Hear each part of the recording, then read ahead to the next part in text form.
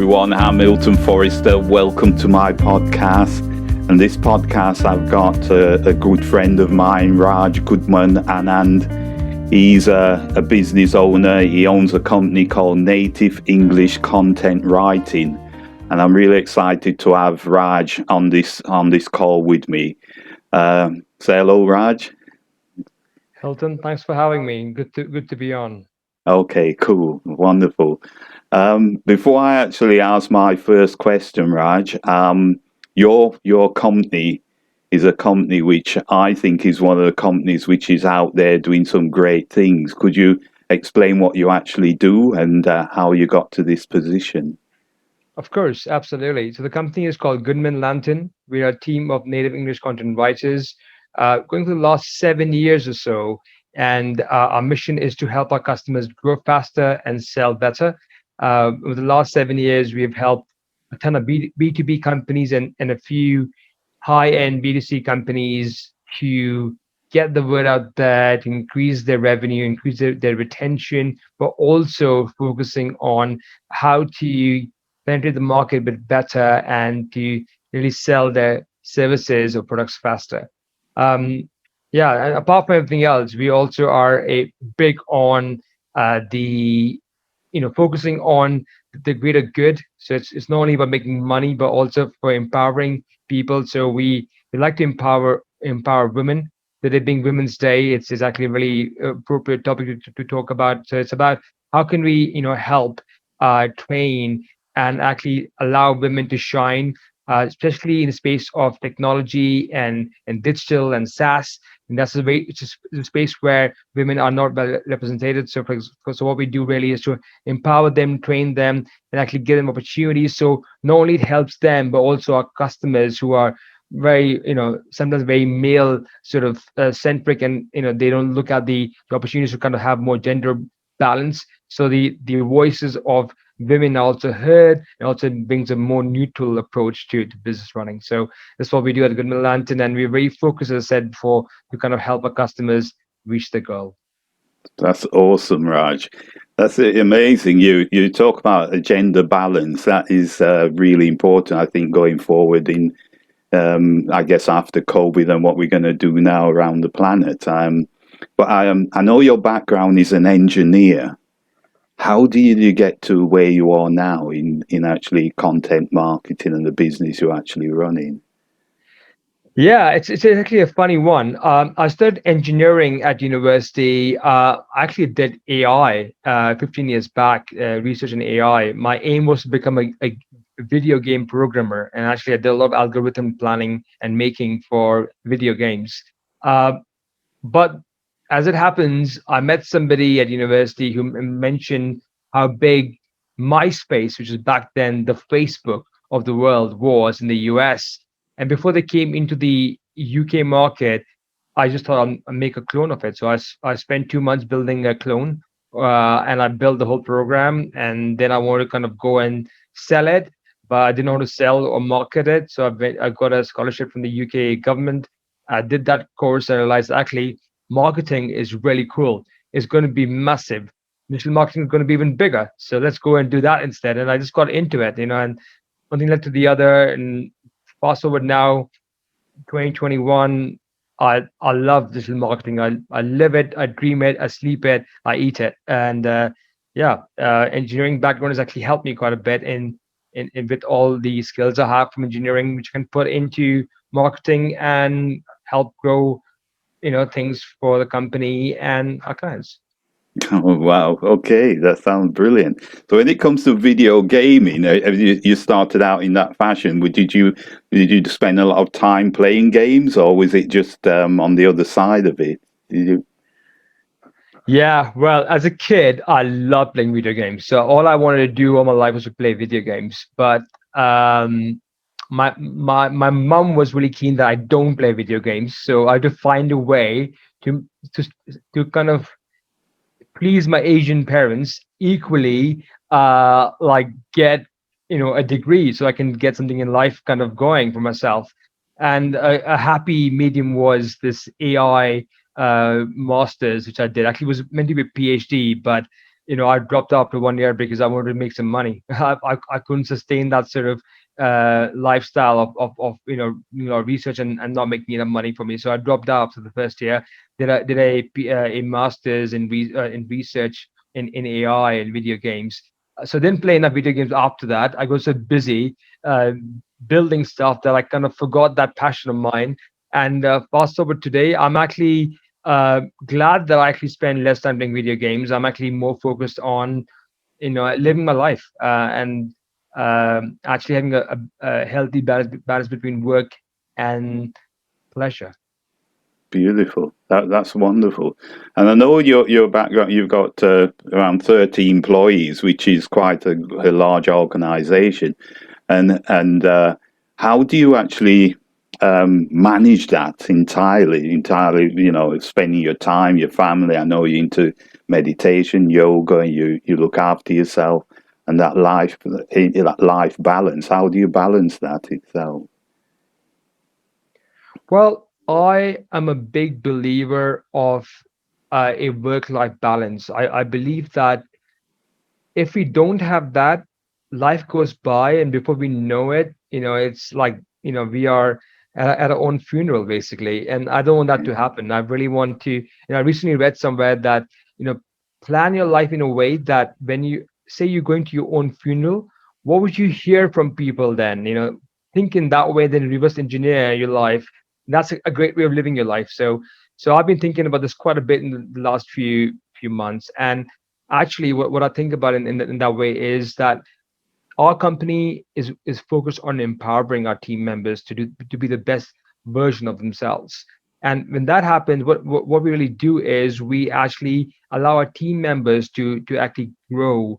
And it's not me doing all the work. For example, I like to work on the business, not in the business. So Yeah, my team members who I rely on day to day, they're the ones who bring the hard work in, and they get rewarded in the right way to kind of improve their career, for example, improve their what they're working on, for example, and be better managers as they grow from junior analysts to kind of senior analysts to associates and managers and whatnot. So this is we have a career path for them so that they can see that growth for themselves and work on interesting projects which they want to be involved in and grow their opportunities as well in the future.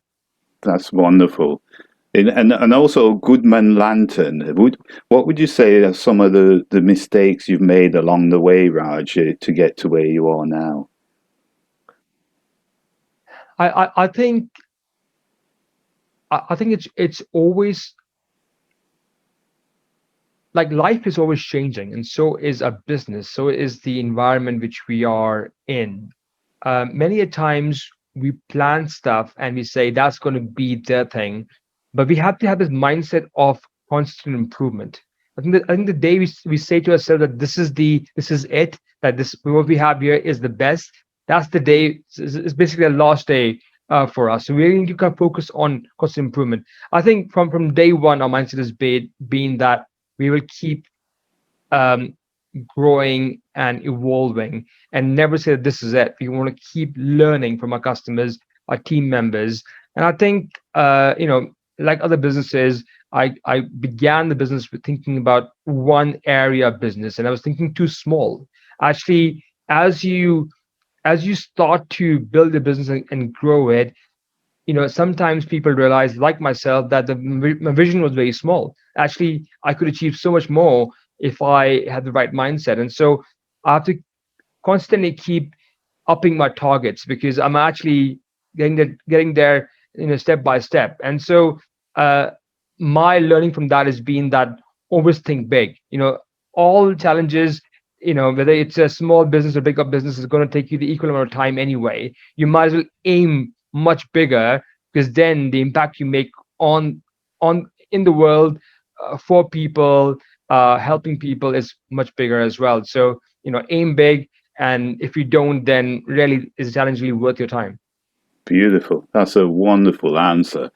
When you mentioned in that as well, mindset, is there anything particularly what you do personally towards mindset?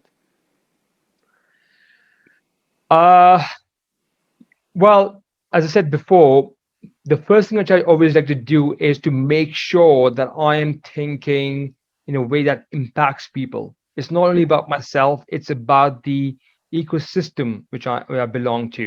I'm an immigrant who came to the UK, and I've managed to kind of work my way up, and I want to allow others in a similar way to have similar opportunities, whether they are in the UK or maybe in Asia or Africa. I want them to all sort of grow. And that's the impact I want to make with my business. And one can choose to have that. So you can run a business, make money, and still have a very positive impact. I mean, there's these amazing sort of goals by the UN, where which we can follow, UN development goals, and we can all kind of follow them to kind of build a more 21st century business, which is more thoughtful, mindful. And as business owners, we need to stop thinking about ourselves always and also think about the ecosystem we belong to. So give back as part of your business, help build the future leaders as part of business. The more we can do that, the more we can give back, the more we will get brownie points, karma points for our own happiness and satisfaction. And I think that's how you build good businesses, is to kind of really empower people and actually help their future and their careers. Good stuff. And to add to that, who have you been your influences in your life to get to your mindset and how you think? Well, multiple people. But I think, I mean, if you look at an entrepreneur like Richard Branson, so Richard Branson has been, very influential in my early learnings, for example. Yeah, Um, uh, I also believe in the fact that we need to kind of, like, I mean, yoga, this the whole Buddhism. Actually, I'm not Buddhist, but I like the teaching of Buddha, and it's all about not thinking about yourself all the time. It's about giving back. And I think these two individuals, say Lord Buddha and Sir Richard Branson, have been very influential in the way I've been thinking about stuff. And I think this is a constant uh there's a constant growth in the way I'm thinking. I consume a lot of books and articles and podcasts on a daily basis, because I think the one thing which stops us to grow is our education. And a yeah, lot of people think that we got, because since we spend 20 years, 15 years on a business, we know everything. The reality is, at any one time, we're still at maybe top 2%, 3% of our real potential.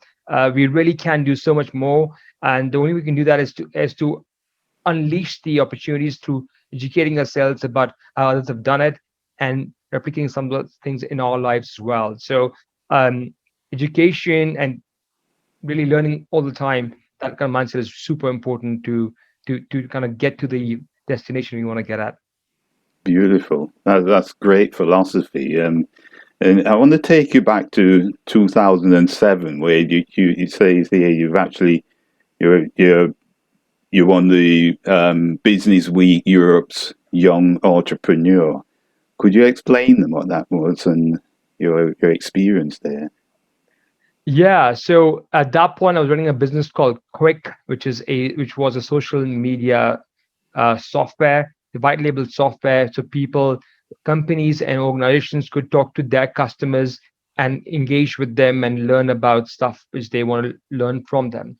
And I think really early on, I realized that actually PR is something I'm not too shabby at. I actually enjoyed PR quite a bit. I still do, actually.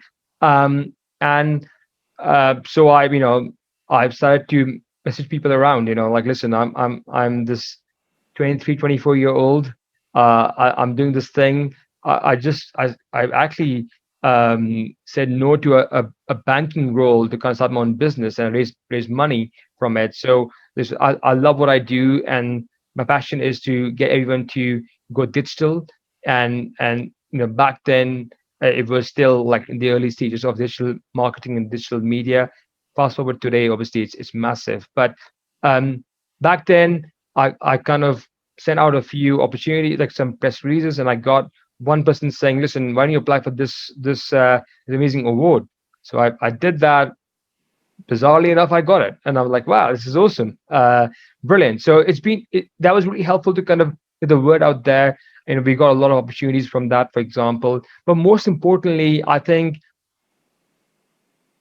I realized that people will not come to me because I just built something.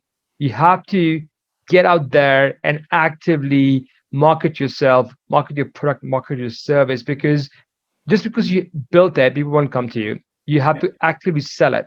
And that's our job. It's not the job of our customers to find us. Our job is to make it easily, make a product easily searchable. Yes. And that's just the role which, we can breathe and eat, which is marketing. Is like really get out there, make it easy for people to consume your service or your product. Make it easy for people to understand what you offer. Break it down such that your grandmom can understand what you do. If she can understand what you do, then forget about customers knowing because they're lazy. I mean, clients are lazy because I'm lazy. I mean, if I want to go and find five cars or one car to buy, I will not go and go through every brochure in the market. I'm just going to go and find the easiest thing I can understand. So it's our job as marketeers and company owners to market our products and services. Yeah, that's beautiful. I hear you say also love what you do. And I know a lot of people are out there and they completely despise their jobs. They despise the people they're working with, and it drains a lot of their energy. What advice would you give to someone like that? Because I think it sounds like you've got the key to everything here. Well, I don't have key to everything, Hilton. I wish I did. I wish I did. I'd probably be now in the Bahamas somewhere, chilling and having a pina colada. But well, not too far from it, I would say. Before I started Goodman Lantern, I used to work for a company where I was doing 210 flights per year, and I was, I helped them grow from 7.5 to 40 million in revenue. And I thought to myself, like, why don't I do this for myself? Why don't I just do this for myself? And I chose to run a company which I can run from um, from a boat. That was a big mission. So from day one, it's been remote. My team members are remote, and I love that because today we have embraced that finally after I don't know how many years I've been talking about this stuff, for example. Yes. But I think many a times people doubt that what they do is going to make a big impact because they don't get endorsements from others. And I think that like any business which is done really well today, went through a period of being rejected by everybody. Look at Jeff Bezos, look at Mark Zuckerberg, all their ideas, Amazon, Facebook, YouTube, they all went through a lot of flack and they kind of stuck to the guns and they kept going and then that's how they made it. And I think we need to kind of love what we do because it's a labor of love initially. And when you believe in it so much, people kind of get your enthusiasm and they start to support it eventually. But it takes a lot of hard work and grit when things go wrong to stay on your path and say, this is what I love, this is what I believe in, and actually I am going to make it happen, and I'm going to prove it wrong, or make them believe what I believe in. And once they do, we'll all be in a very happy place. Yeah, and that's brilliant. And how did the COVID affect you? I know last year was a difficult year for a lot of people. What would you sum your year up as? Well, COVID was actually not too bad for digital marketing companies, only because many companies who were initially on the high street or for example, offline, chose to understand like there's the only way to kind of sell now is online. So we actually saw a fairly good growth through the COVID times, for instance. But nevertheless, it was difficult. I mean, I had COVID. My team members had COVID. At one point, three, uh, 3 of the 5 most important people in the company were put down because of COVID. So it's been really, really hard. And then families and friends getting it as well. So it's been a very tricky time. But I think what I'll say is that it's been an eye opener for all of us. We all have now learned that there is actually uh, a new approach to our lives, and we need to think about um, our future and actually invest in that. Luckily, we were a remote company from day one, so we were ready to kind of embark on that remote journey. But going forward, we're not going to get away with this remote working. We'll still see a lot of companies working from, working, asking the team members to work from home, and we need to embrace that. We need to embrace the fact that we will still want to work from home, and we need to give that flexibility to our team members to work from where they are, and actually in that process actually have a better work life balance. Yeah, beautiful. I think that's certainly the way to go. One of the questions which is on my mind: what advice would you give someone who's generally want to start out in business? Because there's quite a lot of people wanting to now take on entrepreneurship and go down that line. What advice would you give them? Well, I would say that entrepreneurship is not the easiest of opportunities. I mean, it's a hard journey, but with entrepreneurship, you need to be ready to work hard and stick to your guns throughout the start, like through the time you're running a business, and start thinking about not being an employee in your own company. Start thinking about a growth mindset which is focused on employing people and delegating. Delegating is one of the biggest opportunities when anyone has in business. They can like, delegate stuff and really be, multiply the opportunities.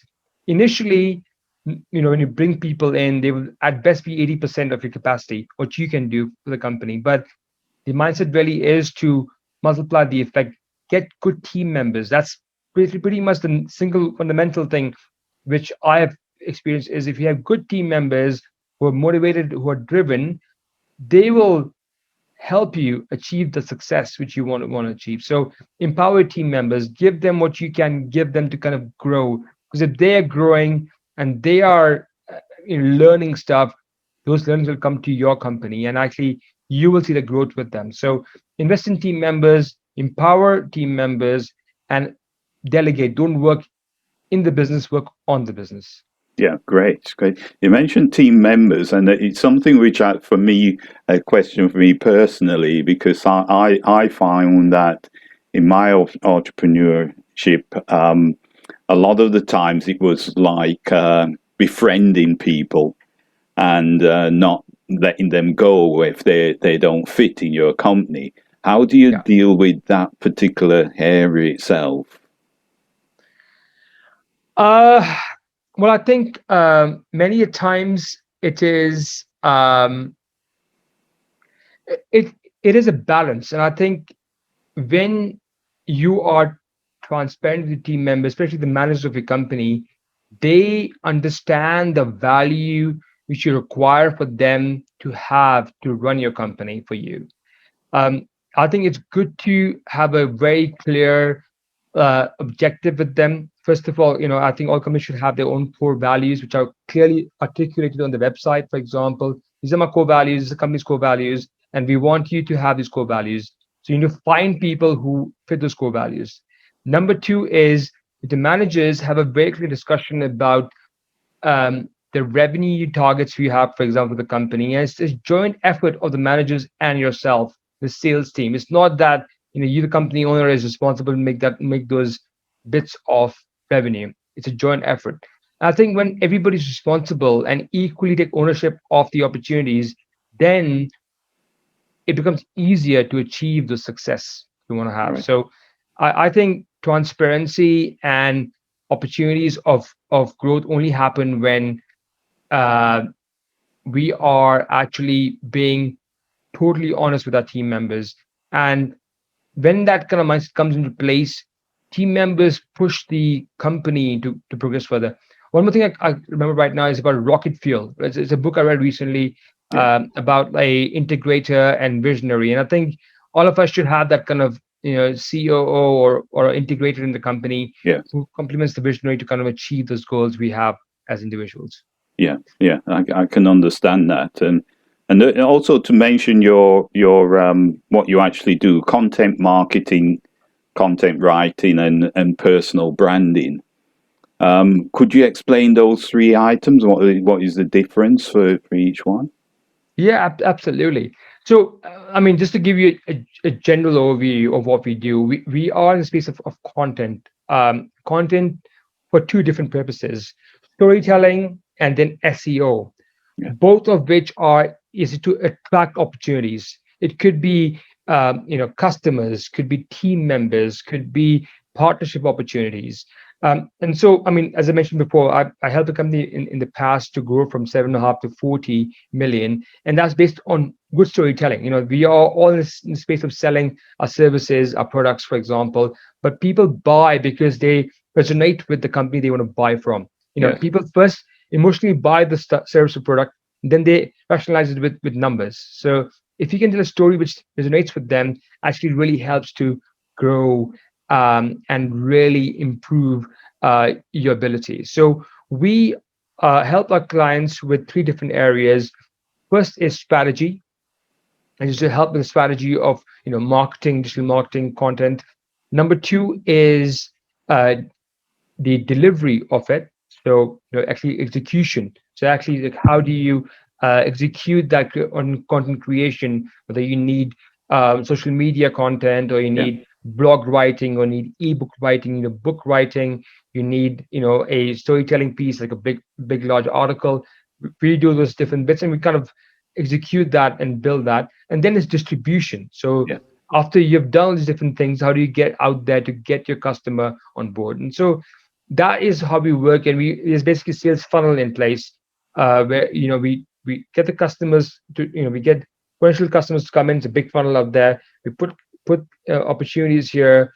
We educate people in the middle of the funnel, and then Yeah. we convert them into paying customers or partners at the bottom of the funnel. Beautiful. That sounds like an amazing journey. It's and the personal branding is, if you, for instance, a person's got a brand of their own, how does that actually work with yourself? So if you look at you know companies today, whether you're looking at Tesla, or you're looking at Amazon, or you're looking at Facebook, individuals who run those companies are as important, if not more, to promote the organization. Yes. So, for example, if you post something on LinkedIn through your personal profile versus your company profile, you will get probably 2 to 3 times more engagement on your LinkedIn in your personal LinkedIn as opposed to company. And simply because people connect with other people. Yes. It's not about B2B or B2C. It's about P2P. So it's about how do we engage people in that way. And so a company's founders branding is super important, and we really want to highlight that to having a voice of the owner shine through strongly. And for that, we kind of make sure that we allow them to come onto podcasts, for example, have their own voice on Medium, for example, write blog articles. We write them on the behalf, for instance, have a philosophy and values which are clearly articulated and told to others as well. So this is what we do for our clients. We give our clients the opportunity to have a personal brand as well as a company brand as well, and both of which can help to sell better and grow faster. Okay. Cool. And how is your family life involved in this? I know you got a lovely wife and family and children and stuff. So how do you get that balance between the two as you in your day to day? Well, I like to have a balance. Firstly, that's what I want to clarify. I love to have a balance. So I like to make sure that I have a day off per week to spend with them, apart from the weekend, for instance. I prioritize a healthy balance because there was a time in my life I used to work insane hours per day, and it was not healthy. I was actually uh, burning. Burning out very quickly with the kind of focus was more on work than on family, and I think that didn't really work for me. So I kind of changed that. And my approach really is to have ever a good family and work balance. I mean, I'm a big believer in some of the writings of Tim Ferriss's 4 Hours Work Week. I mean, I love what he's written there. Some of the stuff I don't resonate with, but others, there's stuff about automation, delegation. I think is very powerful. And I think the only way you can do that is by having again a good team. So, investing in a good team, and feeling, I don't think you need to have all your team members in house. Actually, today's big opportunity is to outsource, because Yeah, outsourced teams are actually very powerful, and you know you bring in people who are already trained uh, into your company, and that's very, very important for an organization. So you don't need to go and find the best writer or marketeer. You can just go and find them through an outsourced agency and bring them in. Again, Tim Ferriss talks about that as well in the book 4 Hours Work Week, and I think that is a big opportunity, not to sort of spend your time to find people and train them, bring in the right talent for your organization. And there are companies now who are allowing you to hire like a full-time equivalent, sort of an FTA, into your company. So you can have a marketeer into your company, fully trained, fully on board, fully tested and trained. And yeah. all you have to do is hire them, and then they work with you as your team, and you just proceed further in that way. Yeah, that sounds straightforward enough. Then whether it is, but it is a good philosophy. The 4 hour work week. I've got a couple of the books as well, and the audio. And Timothy Ferrell's he does some really good podcasts as well, which is incredible. Yeah. So okay, great. Well, before I ask my last question, Raj, where can people find you? They want to So get you in can, touch.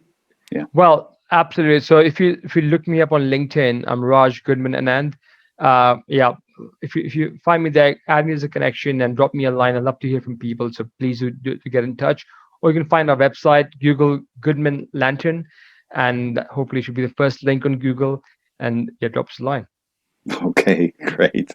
Okay, Raj, my last question to yourself, and it's normally a one where I would actually ask what kind of impact you would actually want to leave on the world, and I think from what you're saying, it will go down a certain line, but I want to hear it from yourself. Sure thing. I mean, the last 6 months or so, I've been thinking about this quite a bit, to leave a legacy, and it's really important for me.